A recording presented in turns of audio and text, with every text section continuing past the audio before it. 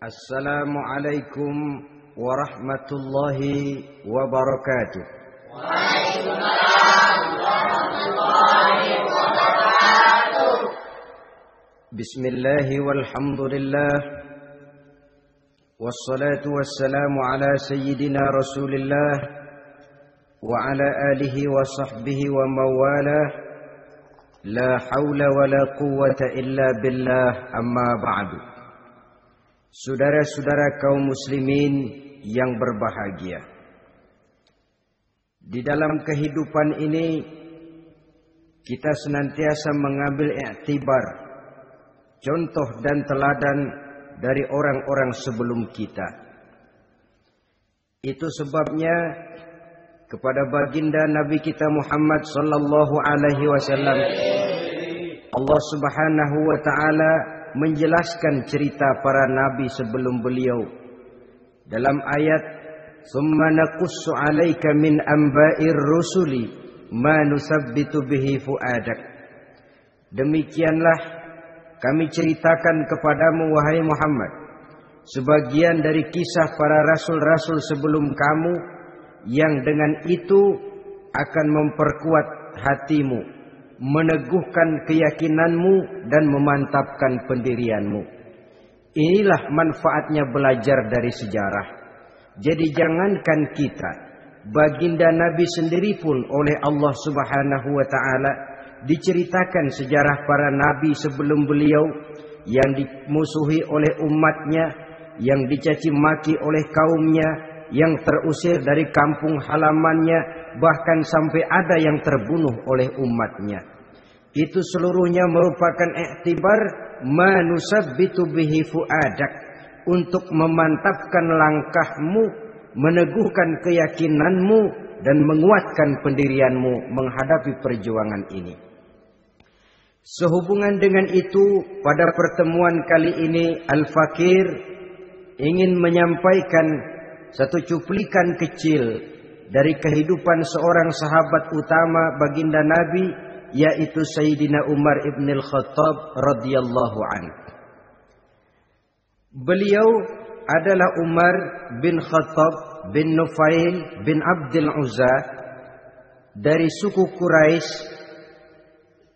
golongan Bani Adi.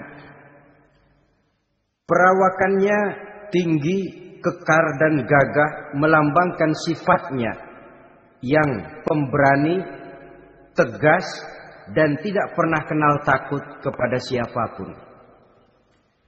Sebelum mendapat hidayah, Umar bin Khattab termasuk orang yang berdiri di barisan orang-orang yang memusuhi umat Islam.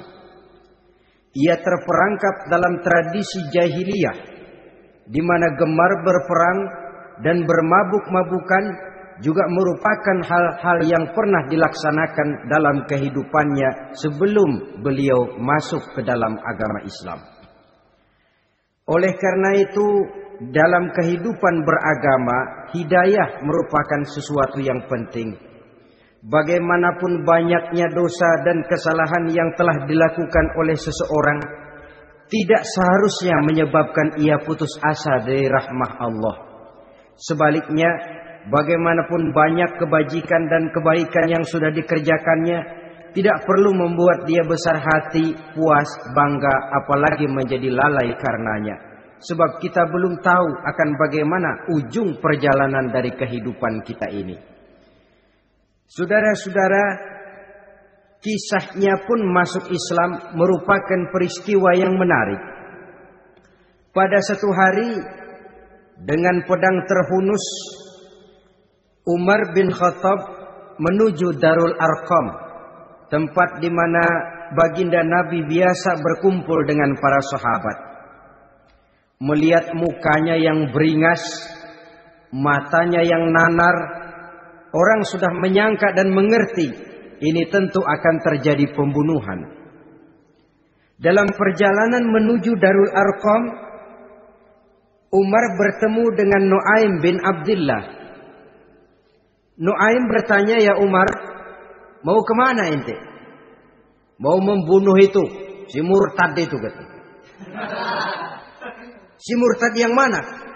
Yang mana lagi? Itu yang memecah belah kita, yang menghina berhala-berhala kita, yang menjelek-jelekkan nenek moyang dan keturunan kita. Siapa lagi kalau bukan Muhammad? Kata Nuaim Umar, enggak salah. Tidak salah lagi. Salah Umar. Salah kenapa? Apa kamu enggak malu? Kamu mau pergi membunuh Muhammad. Sementara adikmu sendiri Fatimah, dia sudah termasuk salah seorang pengikut Muhammad. Mendengar ini, muka yang memang tadinya sudah marah dan merah, tambah jadi kelabu. Bukan main mangkalnya Umar bin Khattab. Orang lain dia musuhi, orang lain dia kejar-kejar. Ini malah adiknya sendiri menjadi pengikut dari baginda Nabi. Tidak jadi menuju Darul Arqam, dia berangkat ke rumah adiknya Fatimah. Adapun di rumah Fatimah sedang berkumpul Fatimah, suaminya Sa'id bin Zaid, dan seorang sahabat Habbab ibnul Arad. Mereka sedang membaca Quran. Waktu itu Quran belum lagi dijilid macam sekarang. Jadi masih merupakan suhuf atau lembaran-lembaran tercecer saja. Ketuk pintu. Ya tentu tidak assalamualaikum karena dia belum Islam. Tok, tok, tok. Siapa di luar? Umar. Mendengar suaranya saja, ini sahabat yang namanya Habbab ibnul Arad sudah lari ke belakang pintu. Sambil komat kamit baca doa mohon diselamatkan oleh Allah. Adapun Fatimah yang sedang memegang suhuf, lembaran tulisan Quran itu, menyembunyikan suhuf itu di belakang bajunya. Umar masuk. Fatimah, saya bang. Apa benar berita yang saya dengar? Berita apa itu bang?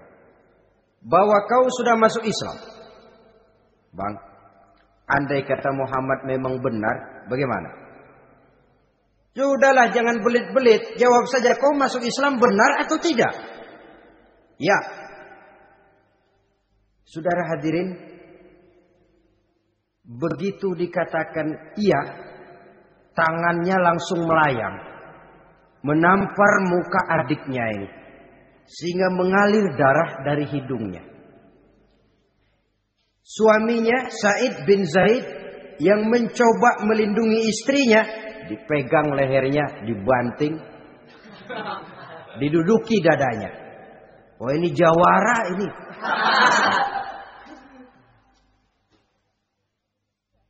Namun pada saat sedemikian, suara kebenaran terpantul dari mulut Fatimah, adik dari Umar bin Khattab ini. Umar, apakah engkau memukul orang yang bersaksi bahwa tidak ada Tuhan melainkan Allah dan Muhammad Rasulullah? Apakah engkau menganiaya seseorang yang terpanggil untuk mengikuti kebenaran? Manusia macam apa engkau, Umar? Saudara, memang dia orang keras, tapi hatinya mudah menerima kebenaran. Sehingga mendengar kalimat adiknya ini tercenung dia sejenak. Melongo, bengong kata anak sekarang. Ini kalau tidak karena keyakinan yang mantap, tidak mungkin orang ini, anak adik saya ini bicara macam begini. Umar, mengapa engkau memukul orang yang bersaksi bahwa tidak ada Tuhan melainkan Allah dan Muhammad Rasulullah? Mengapa engkau pukul orang yang mengikuti kebenaran, menerima hidayah dari Allah? Begitu yakin dan mantapnya, walaupun di tengah satu hal yang sangat menakutkan. Siapa yang tidak takut orang Quraisy berhadapan dengan Umar bin Khattab yang dikenal sebagai singa padang pasir pada waktu itu? Malahan dia termasuk salah seorang jagoan di tradisi masyarakat jahiliyah itu. Ada satu pasar yang namanya pasar Ukaz. Tiap tahun di pasar itu diadakan pesta. Pertama pertandingan syair. Jadi penyair waktu itu jadi kebanggaan. Syair-syair yang menang itu digantung di dinding Ka'bah. Jadi setiap suku akan bangga kalau mempunyai ahli syair yang hebat. Nah, lalu diadakan juga lah perlombaan balap kuda, memanah, termasuk gulat. Lah Umar ini tiap kali pertarungan mesti menang. Belum pernah ada yang berhasil mengalahkan dia. Jawara. Saudara-saudara, mendengar adiknya begitu mantap hatinya. Apalagi ketika adiknya berkata begitu, suhuf lembaran yang disembunyikan di belakang bajunya tersembul. Apa yang kau sembunyikan di balik bajumu itu? Suhuf. Apa suhuf itu? Lembaran Al-Quran. Coba saya lihat. Enggak boleh. Kenapa? Kamu kotor. Orang kotor tidak boleh megang Quran. Saya mau lihat. Enggak boleh. Kalau kamu mau lihat, mandi dulu. Diturutinya permintaan adiknya itu. Lalu diambilnya suhuf tadi. Dia baca. Kebetulan ayat yang dibacanya ayat pertama dari surah Thaha yang berlanjut dengan ayat 14 pada surah yang sama. Dia baca, Bismillahirrahmanirrahim. Thaha ma anzalna ilaikal Qur'ana litashqa illa tazkiratan liman yakhsha. Thaha, tidaklah aku turunkan Al-Quran ini untuk bikin sukar manusia, melainkan merupakan pengingat bagi orang-orang yang takut kepada Allah. Lalu pada ayat ke-14, Innani anallahu la ilaha illa ana fa'budni. Sesungguhnya akulah Allah, tidak ada Tuhan melainkan aku, maka hendaknya hanya kepadakulah kamu menyembah. Wa aqimis sholata li dzikri, dirikanlah salat untuk mengingat aku. Inna sa'ata atiyatun akadu ukhfiha litujza kullu nafsin ma tas'a. Sesungguhnya kiamat itu pasti akan datang, yang sengaja waktunya kami tidak beritahukan kepada kamu semua, untuk kami balas segala setiap orang tentang apa saja yang telah mereka lakukan dalam kehidupan di dunia ini. Setelah membaca ayat ini, gemetar tangannya. Ini sih nggak main-main ini. Ini belum pernah saya baca ajaran semacam ini.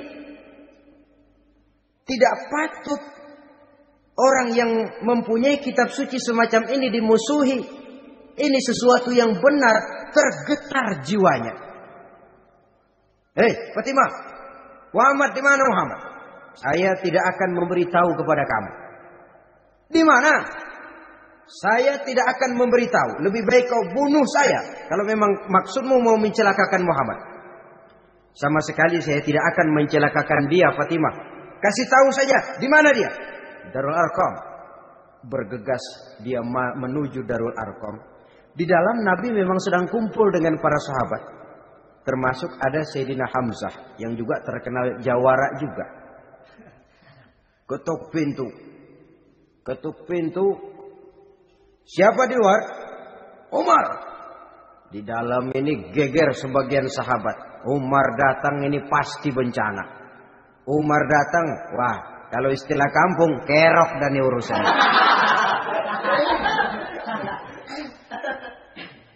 Tapi baginda Nabi menenangkan mereka. Tenang, mudah-mudahan ada hikmahnya.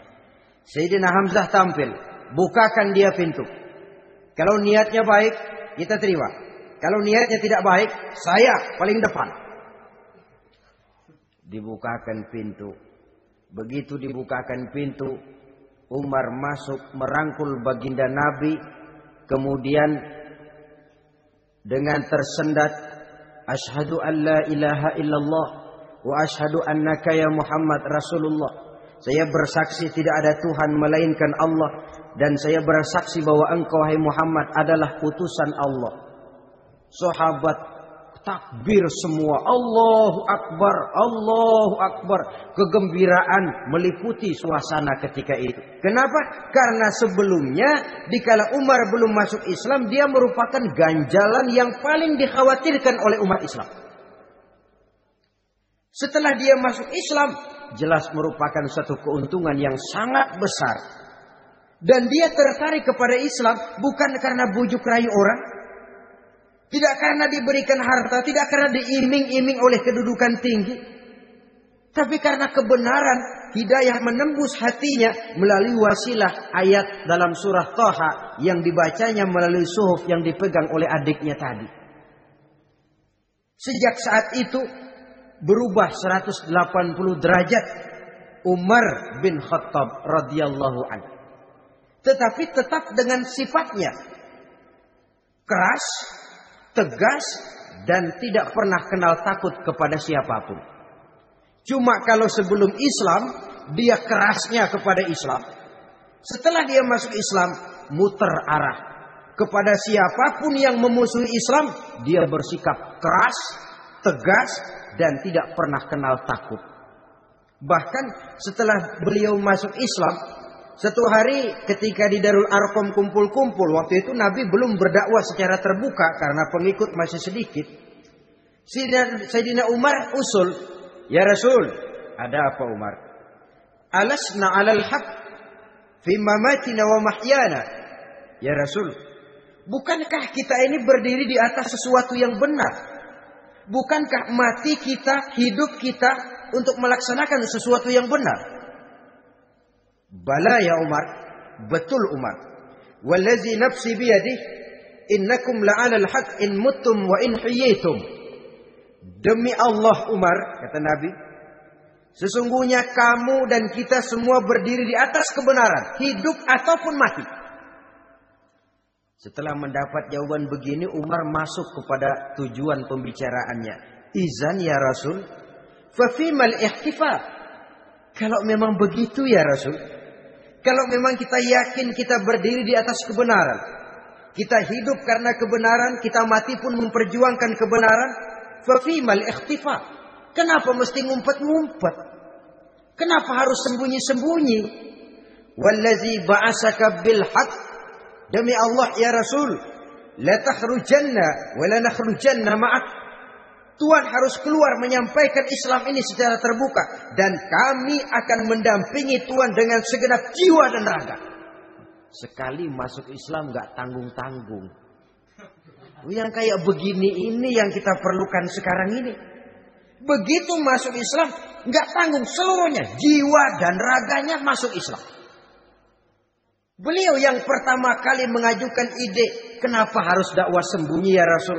Wong kita berdiri di atas kebenaran, memperjuangkan sesuatu yang hak. Kalau kita mati, kita pun mati membela kebenaran. Kenapa mesti fafimal ikhtifa? Kenapa harus sembunyi-sembunyi? Mulai sekarang mari keluar ya Rasul, saya akan dampingi Tuhan, nyawa taruhannya. Saudara hadirin yang saya hormati, selalu dia tempat-tempat yang pernah dia melaksanakan maksiat sebelum dia Islam, selalu dia kunjungi sampai dia berkata, tidak ada tempat yang pernah saya melakukan kesalahan sebelum saya Islam yang harus saya tutupi dengan kebajikan setelah saya Islam sekarang ini.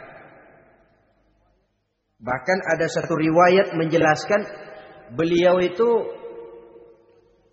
yang tinggi badannya, kekar perawakannya, gemetar orang ngadepin dia. Tapi beliau sendiri sangat mudah gemetar kalau sudah mendengar ayat-ayat Allah. Sehingga ada satu riwayat menjelaskan Sayyidina Umar itu setelah masuk Islam, kalau sholat kadang-kadang bila menoleh ke kanan beliau senyum, bila menoleh ke kiri beliau menangis berurai air mata. Ada orang bertanya, ya Umar, kenapa menengok ke kanan kau senyum, ke kiri kau menangis? Itulah kalau saya ingat jahilnya saya sebelum Islam. Adapun bila saya menoleh ke arah sebelah kanan saya tersenyum, teringat betapa dulu saya membuat berhala dari korma. Saya tumpuk-tumpuk, saya susun begitu rupa. Setelah saya sembah, saya makan itu korma. Gagah betul saya waktu itu, sampai Tuhan pun saya makan. Adapun kalau saya menoleh ke kiri, teringat putri kesayangan saya yang terbawa oleh tradisi jahiliyah, takut menanggung aib, merasa malu mempunyai anak perempuan sampai dia terkubur hidup-hidup. Berurai air mata saya mengingat semua itu. Padahal Nabi sudah memberikan jaminan.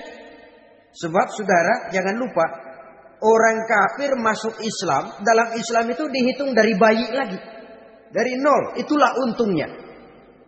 Jadi misalnya sudah 60 tahun, dari kecil sampai 60 tahun kafir. Umur 61 masuk Islam. Nah, sejak umur 61 itulah yang dihisab oleh Allah. 60 tahun ke bawah gratis bersih pemutihan.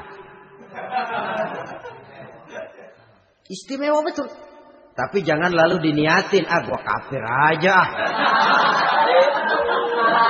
Nanti sudah tua-tua mau giliran mati baru Islam. Nah, itu diniatin lain. Ini yang karena faktor hidayah, saudara-saudara. Nah, cintanya kepada baginda Nabi luar biasa. Dalam setiap pertempuran beliau selalu di front terdepan. Bahkan demikian cintanya sampai ketika hari di mana baginda Nabi wafat, saudara-saudara. Disampaikan berita wafat Nabi kepada Umar ini. Ya Umar, baginda Nabi sudah wafat. Kamu ngomong apa? Baginda Nabi sudah wafat. Bukan sedih, nyabut pedang, keluar matanya melotot. Siapa yang bilang Muhammad mati, saya tabas batang lehernya. Begitu cintanya beliau kepada baginda Nabi, sampai-sampai nggak menerima kalau Nabi wafat.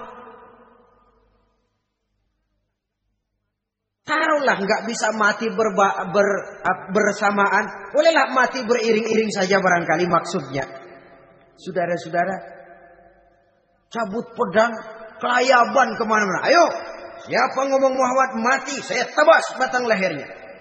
Sampai bertemu dengan Sayyidina Umar, Sayyidina Abu Bakar. Di tempat orang banyak, Sayyidina Abu Bakar yang bijaksana ini pidato.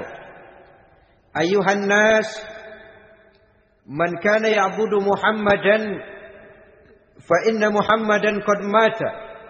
Wa man kana ya'budu Allah fa inna Allah hayyun la yamut. Wahai manusia, barang siapa yang menyembah Muhammad, maka Muhammad sudah mati. Tetapi barang siapa yang menyembah Allah, Allah akan hidup selamanya dan tidak akan pernah mati. Mendengar pidato ini, Sayyidina Umar sadar bahwa sebenarnya yang tidak bisa mati itu cuma Allah. Bagaimanapun agungnya baginda Nabi, besarnya baginda Nabi, tinggi akhlak budi pekertinya Nabi, cintanya beliau kepada Nabi, toh Nabi manusia dan manusia harus mati. Kemudian dibacakan surah Ali Imran ayat 144. Wa ma Muhammadun illa rasul qad khalat min qablihi rusul afa in mata aw qutilan qalabtum ala aqabikum. Muhammad tidak lain daripada manusia, telah datang kepadanya rasul. Apakah jika ia mati engkau kembali menjadi murtad atau mundur ke belakang? Mendengar ayat ini dibacakan, Sayyidina Umar sadar, berurai air matanya, menangis dalam kesedihannya. Ini cintanya yang demikian tinggi kepada baginda Rasulullah sallallahu alaihi wasallam. Begitulah seluruh kesalahan yang dia lakukan pada saat sebelum dia masuk Islam, berusaha dia tutupi dan dia tebus dengan segala kebaikan, pengabdian, perbuatan soleh setelah dia masuk Islam.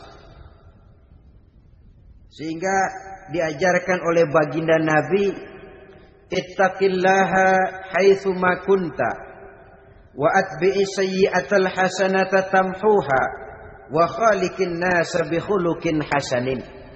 Bertakwalah kamu kepada Allah, kata Nabi, dimanapun saja kamu berada. Jadi takwa tidak kenal tempat. Dimanapun saja kamu berada, bertakwalah kepada Allah.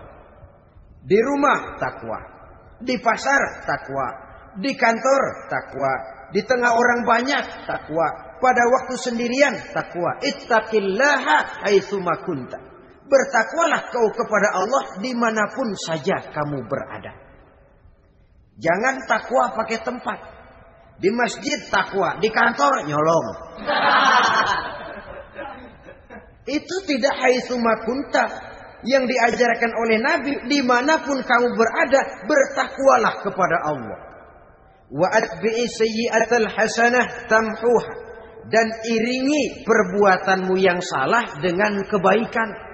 Jadi kalau satu saat terselip kita berbuat salah, cepat iringi dengan kebaikan, tamhuha dengan harapan kebaikan yang kita kerjakan akan menutupi dosa yang terselip kita lakukan. Ngomongin orang, astagfirullahaladzim, banyak istighfar. Istighfarnya mudah-mudahan bisa nutupin dosa karena ngomongin orang. Tapi jangan lalu tambal sulap. Ngomongin orang istighfar, terus ngomongin lagi istighfar lagi. Itu tentu tidak bisa dengan cara begitu. Barangkali terselip pernah mengambil harta orang tanpa alasan yang hak, imbangi dengan rajin sedekah misalnya.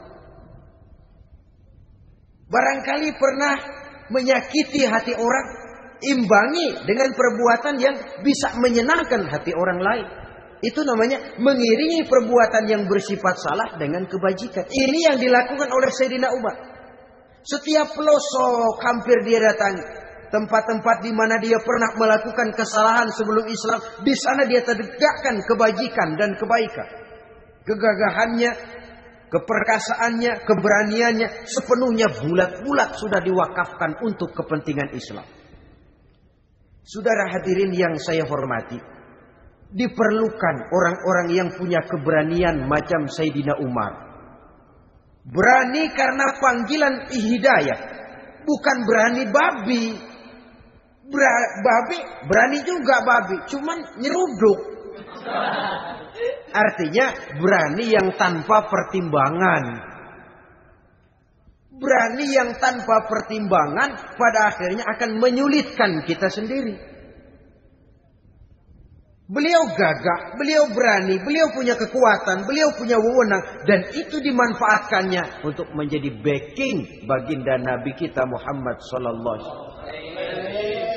La takhrujanna wa la nakhrujanna ma'ak ya Rasul. Ya Rasul, keluar, sampaikan dakwah secara terbuka. Saya akan mendampingi Tuhan. Jika ada yang ganggu Tuhan, saya paling depan. Backing yang mendampingi Rasul untuk menyampaikan risalah Islamiyah ini. Saudara hadirin yang saya hormati,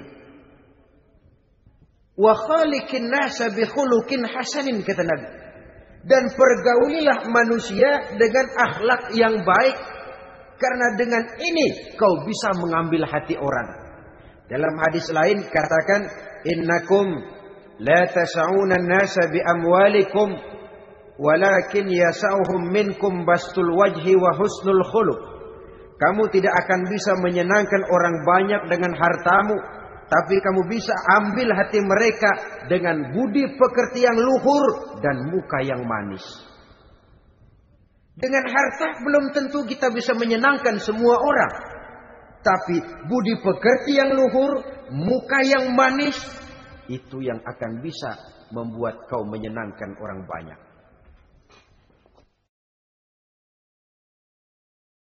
Setelah baginda Rasul wafat, pernah ketika berkumpul, Sayyidina Abu Bakar berkata kepada Sayyidina Umar, "Ya Umar, saya baiat kamu untuk menjadi khalifah." Jawab beliau, "Sayalah yang akan membaiat Tuhan. Tapi Anda lebih utama dari saya Umar. Keutamaan saya akan saya berikan kepada Tuhan untuk mendukung kekhalifahan Tuhan." Di sini kelihatan wataknya yang tidak ambisius. Gagah, berani, perkasa, tapi tahu diri. Enggak nyelonong.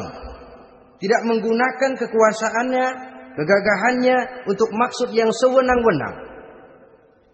Oleh karena itu setelah Sayyidina Abu Bakar wafat, beliau dilantik menjadi khalifah, keluarlah pidatonya yang terkenal.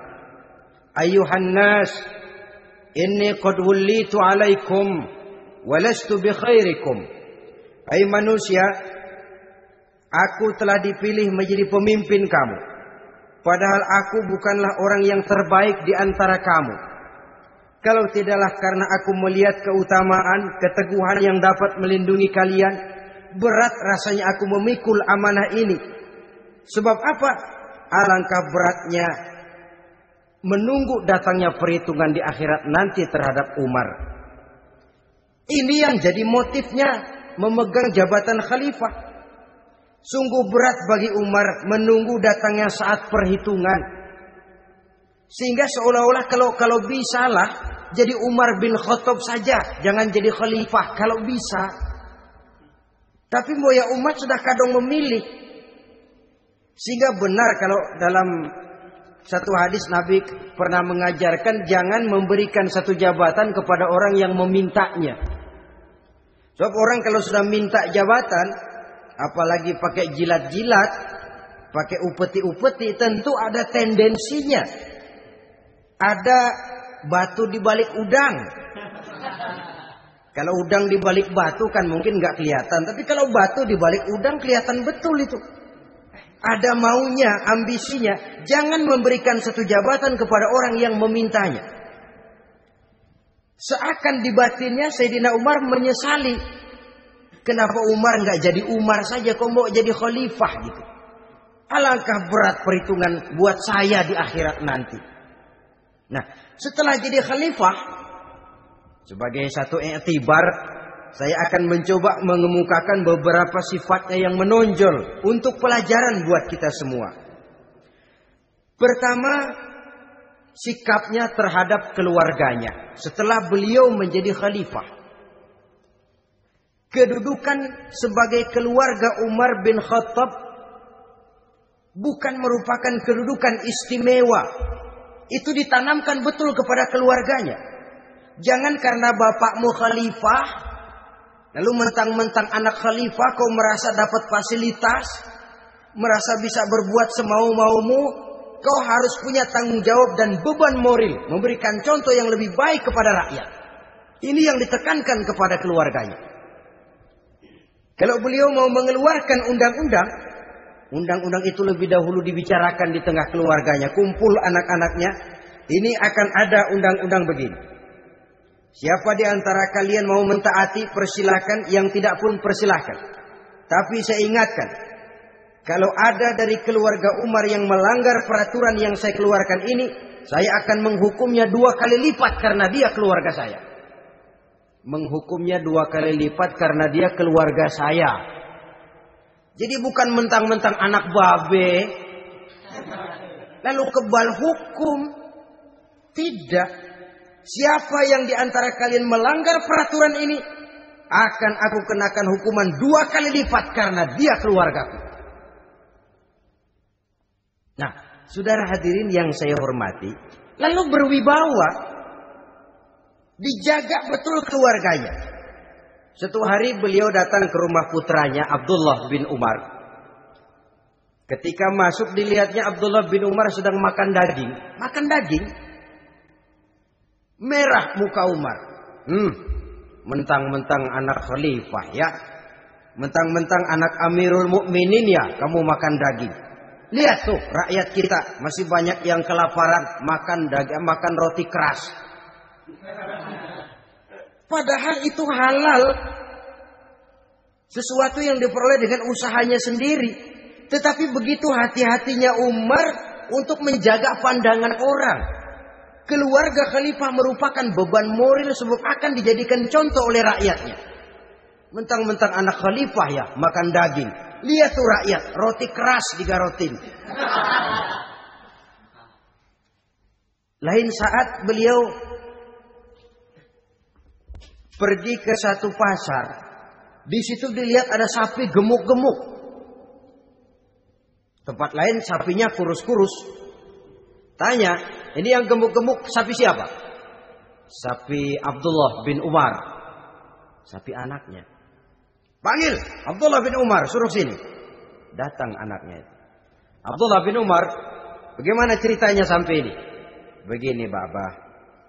Dahulu itu dengan uang saya beli sapi kurus-kurus.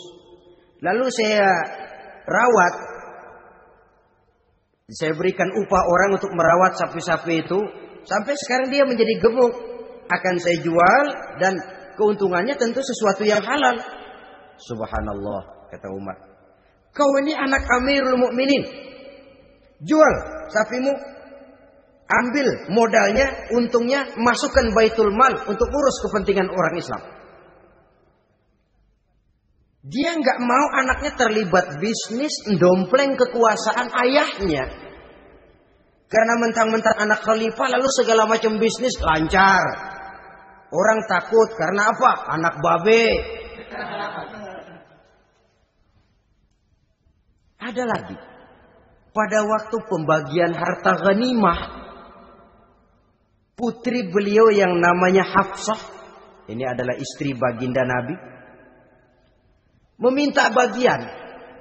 Kaum kerabat ayah, ini kerabat khalifah, kitalah dulu kerabat. Kalau kau kerabatku, maka jatahmu nanti dari ayahmu. Harta ini masih lebih banyak dibutuhkan oleh orang-orang Islam.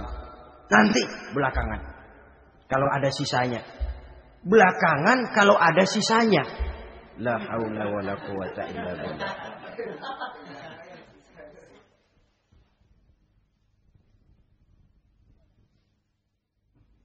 Saudara hadirin, itu terhadap keluarganya. Kemudian apa sifat-sifat yang menonjol dari kepemimpinannya? Pertama, kesederhanaannya. Beliaulah satu-satunya khalifah, Amirul Mukminin, setingkat presiden kalau sekarang, yang punya jubah cuma 2 dan 1 pun punya anaknya. Tambelan lagi. Pernah sholat Jumat terlambat. Beliau naik mimbar untuk khutbah, sebelumnya minta maaf dulu. Saudara-saudara, maaf saya terlambat nungguin baju kering. Seorang khalifah nungguin baju kering. Sederhana dalam kehidupannya. Mari kita ambil satu cerita lagi. Pada waktu beliau jadi khalifah, yang diangkat jadi gubernur di Mesir adalah Amr bin As. Amr bin As hidupnya lebih mirip kaisar. Istananya besar, pakaiannya bagus-bagus. Nah, yang paling mengganggu pikiran Amr bin As, di sebelah istananya ini ada gubuk reot kepunyaan orang Yahudi lagi. Ini nggak pantas bener, masa di samping istana gubernur ada gubuk reot. Orang Yahudi lagi yang punya. Ini mesti udah bikin saja rencana, panggil dinas tata kota, bikin planning. Di sini mau dibangun masjid, proyek negara. Bikin gambarnya, susun anggarannya, tender. Saudara-saudara, si Yahudi yang punya gubuk reot dipanggil. Yahudi, ada apa, Pak? Kamu tahu nggak? Enggak. Iya, memang belum saya kasih tahu.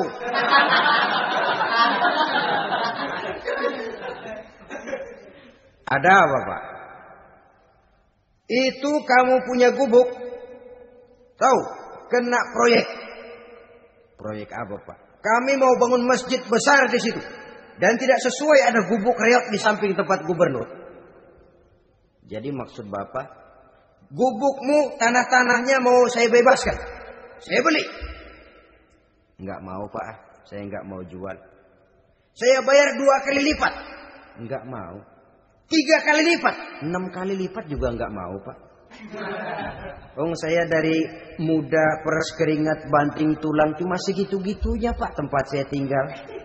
Gubuk reot sama tanahnya sedikit. Makmur saya, Pak, cuma rumah sama sumur.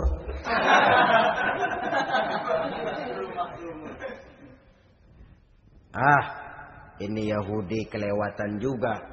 Akhirnya turun perintah, sudah, kalau dia nggak mau dibebaskan, gusur saja, tarik, ambil bulldozer. Gusur. Yahudi ini berurai air matanya. Aduh, begini jadi rakyat kecil, udah jatuh ketiban ember lagi. Tapi pikir-pikir Amr bin As kan bukan yang paling atas. Dia kan cuma pejabat, masih ada atasannya lagi. Lapor lapor. Yahudi ini berangkat ke Madinah. Bayangkan dari Mesir ke Madinah. Jalan. Di sepanjang jalan dia berpikir. Pikir membanding-banding. Kalau gubernurnya saja istananya begitu mewah, apalagi khalifahnya. Kalau gubernurnya galak main gusur, apalagi khalifahnya. Dan saya bukan orang Islam, apa dia lemin ngadu? Apa dapat tanggapan? Berangkat dia sambil harap-harap cemas. Sampai di pintu kota Madinah, dia temui orang lagi tidur di bawah pohon korma. Selamat siang Pak. Oh. Ada apa? Anu Pak. Anu apa? Mau lapor. Lapor apa? Bapak tahu Khalifah Umar bin Khattab? Tahu? Istananya di mana Pak? Istananya di atas lumpur. Di atas lumpur. Di atas lumpur. Pengawalnya banyak Pak. Banyak. Siapa Pak? Yatim piatu, janda-janda tua, orang-orang miskin, orang-orang lemah. Itu pengawalnya. Pakaian kebesarannya apa sutra apa Pak? Pakaian kebesarannya malu dan takwa. Saya nggak ngerti Pak. Itulah Umar bin Khattab. Lalu orangnya sekarang di mana Pak? Di depan ente. Rupanya yang dia tanya itulah orangnya. Gemeter Yahudi ini, keringat bercucuran. Coba, istananya di atas lumpur. Sebab beliau berprinsip, bagaimana saya bisa menghayati nasib rakyat kalau saya tidak merasakan apa yang mereka rasakan? Bagaimana saya nggak bisa tahu sakitnya lapar kalau saya belum pernah kelaparan? Itu prinsipnya. Istananya di atas lumpur. Para pengawalnya yatim piatu, janda-janda tua, orang-orang miskin, orang-orang lemah dan tidak mampu. Dan pakaian kebesarannya malu dan takwa. Kamu dari mana? Dari Mesir Pak. Ada apa? Mau laporan gubernur Bapak di Mesir yang namanya Amr bin As. Kenapa? Main gusur aja Pak. Ceritanya? Iya, dia mau bangun masjid. Kebetulan di areal itu saya punya tanah sama gubuk segitu-gitunya. Saya nggak mau dibeli, digusur Pak. Saya mau mencari keadilan. Begini. Kamu lihat tempat sampah itu? Lihat. Di situ banyak tulang. Coba kamu ambil kemari satu. Tulang unta, bawa sini. Bingung Yahudi. Pak, saya kemari mau cari keadilan. Kalau tulang mah di Mesir juga banyak Pak. Sudahlah, pokoknya kau ambil saja tulang itu. Dicoker-coker dapat dikasih. Tulang itu digaris lurus oleh Sayyidina Umar dengan ujung pedang. Red. Nah, nih, kau bawa kepada Amr bin As. Makin bingung itu Yahudi. Suruh bawa tulang cuman digaris. Nanti saya ngomong apa Pak? Sudahlah kasih saja. Pulang dia. Sampai di Mesir. Tuan Gubernur, ada apa? Saya baru menghadap Khalifah. Kemudian beliau sampaikan ini. Dikasih tulang. Amr bin As melihat tulang ada goresan lurus dengan ujung pedang. Gemetar. Badannya keluar keringat dingin. Panggil kepala proyek. Proyek batal. Masjid nggak jadi didiriin. Itu gubuk Yahudi diriin lagi. Ini Yahudi makin bengong. Ini gubernur dapat tulang doang segitu takutnya.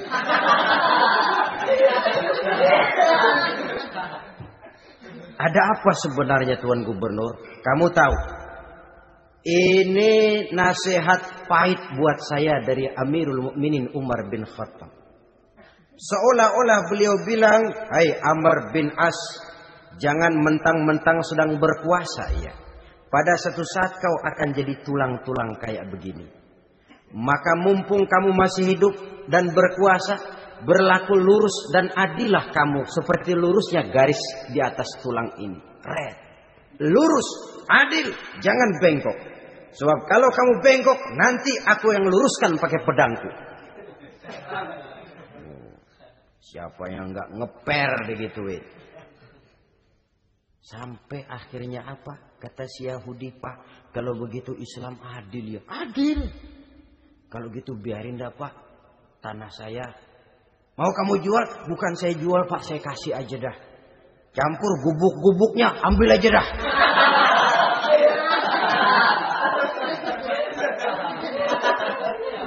Masuk Islam si Yahudi ini oleh karena keadilan dari Umar bin Khattab. Begitulah kesederhanaan hidupnya.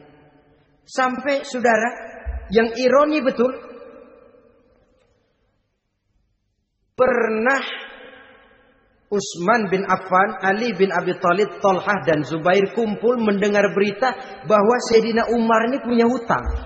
Bayangkan, seorang khalifah untuk melangsungkan hidupnya sampai punya hutang. Padahal Baitul Mal di bawah kekuasaannya.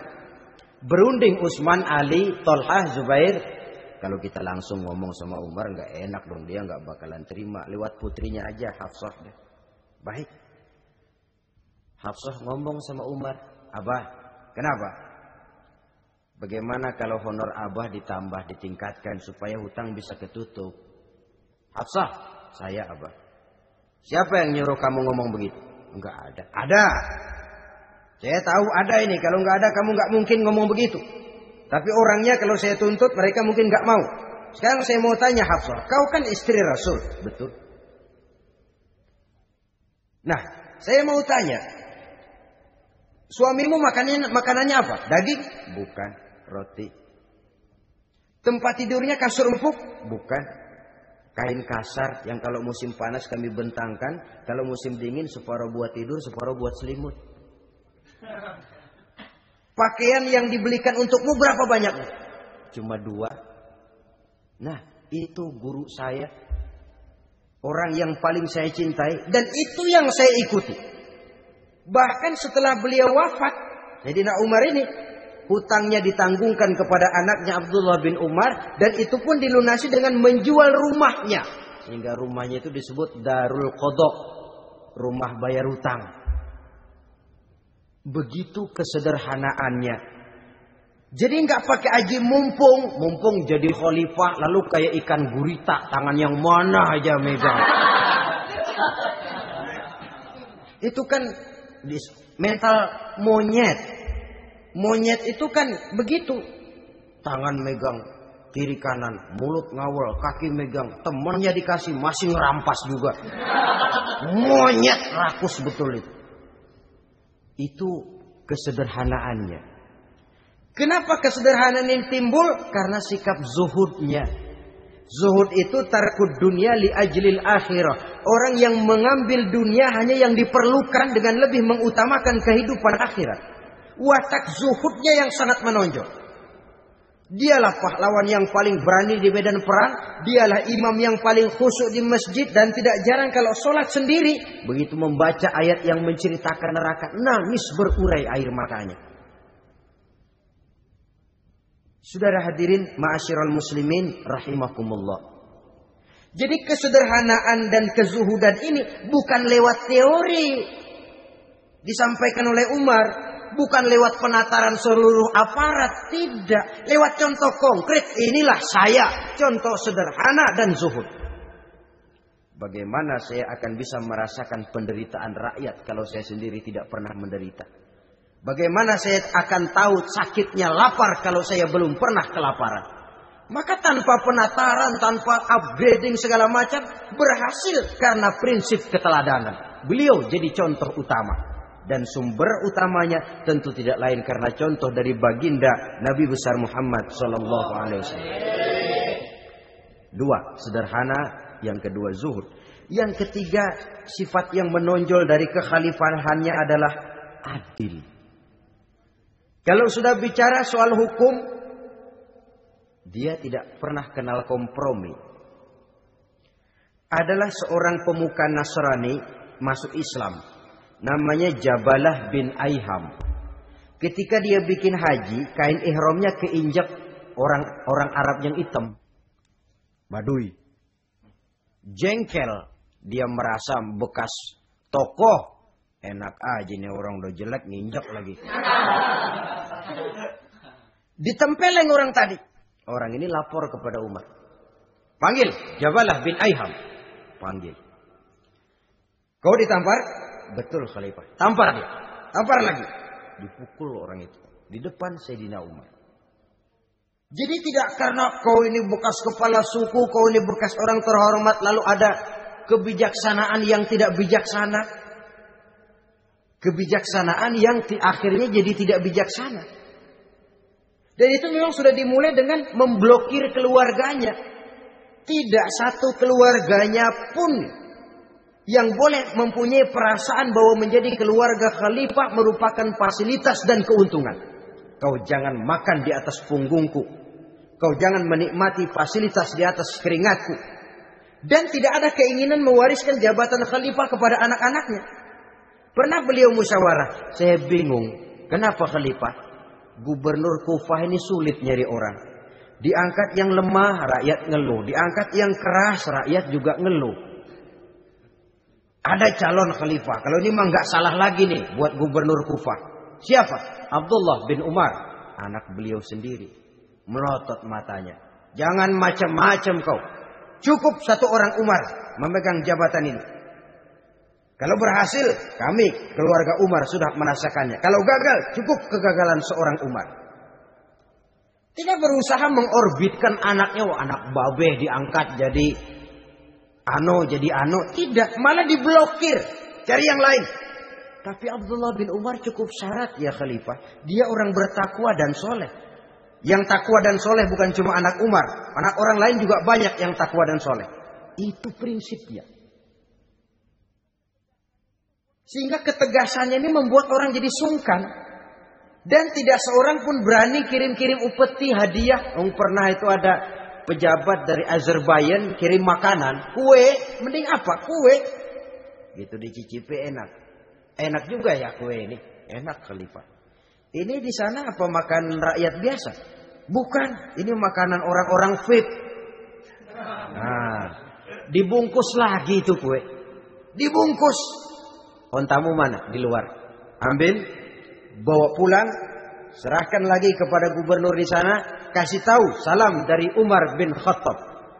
Kenyangkan dulu rakyat dengan makanan seperti ini. Kita belakangan. Jadi kalau rakyat lapar, saya orang pertama yang akan merasakan kelaparan. Tapi kalau rakyat makmur, biarlah saya menjadi orang terakhir yang kenyang. Kan bagus prinsip itu. Jikalau rakyat kelaparan, saya akan jadi orang pertama yang merasakan lapar. Tapi kalau rakyat makmur, biar saya jadi orang terakhir yang kenyang. Jangan dibalik. Pada saat rakyat kelaparan, dia kekenyangan. Dan selanjutnya, sikap keadilannya ini, saudara-saudara, menyebabkan hukum lalu jadi berwibawa. Pernah beliau jalan-jalan di lorong kota Madinah. Di tempat yang namanya Harah bersama Aslam. Ada ibu-ibu, anaknya nangis. Lapar ma. Sabar, dikit lagi matang gitu. Emang tuh ibu lagi ngerebus. Bunyi, air ngegulak. Luguk. Umar lihati dari jauh. Belum juga matang. Nih anak dari nangis, lapar, sampai capek nangis, sampai tidur. Anak tidur, Umar samperin. Bu, yang masak apa sih kok nggak bisa matang? Saya nggak masak apa-apa Tuhan. Itu pating kerubuk apa? Ketika dibuka ya cuma air saja. Subhanallah, ibu sudah ngebohongi anak ibu sendiri. Habis harus bagaimana Tuhan? Saya sudah nggak punya makanan untuk dimasak. Sementara perut nggak kenal kompromi. Jalan satu-satunya, ya terpaksa anak saya bohongi. Saya bilang sebentar lagi matang sampai dia tidur sekarang ini. Memangnya Khalifah Umar gimana sih ngurusi rakyat? Subhanallah, dia orang zalim. Dia yang memegang urusan kami, tapi dia nggak tahu nasib saya. Anak kelaparan, keluarga terlantar. Oh begitu. Iya. Zalim betul Umar bin Khattab itu. Kalau begitu ibu tunggu sebentar. Dia pulang bersama Aslam menuju Baitul Mal. Dia ambil tepung 1 karung, dipikul sendiri. Dipikul sendiri. Kata Aslam, ya Khalifah biar saya yang bawa. Jangan. Kenapa Khalifah? Apa kau kira kau sanggup mikul dosa saya di akhirat nanti? Biar saya yang mikul sendiri. Dia bawa ke tempat tuh ibu-ibu. Dia masakin sendiri. Nah bu, sudah matang, persilakan masak. Makan. Alhamdulillah Tuhan. Mudah-mudahan Allah memberkahi Tuhan. Tuhan lebih baik dari Umar bin Khattab yang zalim itu. Memang sebenarnya Tuhan siapa, kata tuh ibu? Saya. Iya. Saya ya Umar bin Khattab yang ibu bilang zalim itu. Gemetar si ibu. Gemetar si ibu. Tapi memang peka dan menghargai kritik orang. Tidak membungkam setiap orang yang nadanya sumbang atau berbeda. Kadang beliau berkata, saya khawatir karena orang terlalu segan dengan saya lalu nggak ada yang berani negor kalau saya salah. Kan begitu biasanya. Karena sudah terlalu segan lalu semuanya orang mau diaminin saja. Asal dibilang nggak benar marah, jengkel. Lalu disingkirin, maunya diiyain, inge kula nuwun. Oke bos. Beliau bilang saya khawatir kalau tidak ada orang yang mau menegur kesalahan saya jika saya terlanjur nanti. Tahu-tahu muncul orang. Demi Allah, saya akan menegur Tuhan dengan pedang saya ini. Cerah mukanya, senyum bibirnya. Alhamdulillah, anak muda, saya memerlukan orang macam kau. Yang berani berkata ya terhadap yang benar dan tidak terhadap yang tidak benar, apa dan bagaimanapun resikonya. Di sini kelihatan sikap beliau menghadapi orang yang berbeda pendapat. Keadilan, keberanian dan ketegasan, cepat menerima kebenaran merupakan serentetan dari sifat-sifat utama beliau sejak masuk Islam sampai menjadi khalifah yang kedua. Bahkan dengan jasa beliau, Islam kemudian tersebar menembus dinding Jazirah Arabia, memasuki Bizantium dan Persia, sehingga beliau juga dikenal sebagai periode Al-Futuhat Al-Islamiyah. Nah, saudara-saudara, inilah cuplikan kecil dari kehidupan seorang agung dan besar yang memang sangat terbatas kata-kata untuk melukiskan kebesaran itu. Namun yang secuplik ini mudah-mudahan menjadi sumbangan moral dalam rangka kita memperbaiki diri menuju kehidupan yang lebih baik. Terima kasih banyak atas segala perhatian. Mohon maaf atas segala kekurangan. Usikum wa nafsi bitaqwallah. Wassalamualaikum warahmatullahi wabarakatuh.